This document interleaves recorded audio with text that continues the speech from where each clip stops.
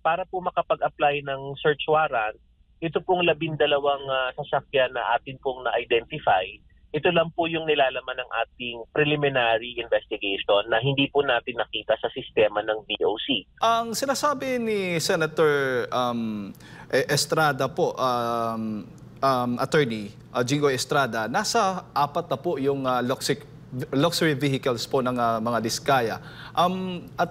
Bakit 12 lamang ang target ng operasyon na kahapon? Magandang tanong yan, sir, at salamat sa pagkakataon ito para mapaliwanag yan. No? Bago pa man po nagkaroon ng Senate hearing, meron na po tayong kinonduct na mga surveillance activity. No? At para po makapag-apply ng search warrant, ito pong 12 sasakyan na atin pong na-identify, ito lang po yung nilalaman ng ating preliminary investigation na hindi po natin nakita sa sistema ng DOC. Sa madaling salita po, ito pong 12 ang ating naging basihan upang mag-establish ng probable cause sa ating aplikasyon ng search warrant dahil nga po kapag hindi ito nakita sa ating sistema, ito po ay nangangahulugan na hindi rin po ito nagbayad ng kaukulang BOC customs duties and taxes. No?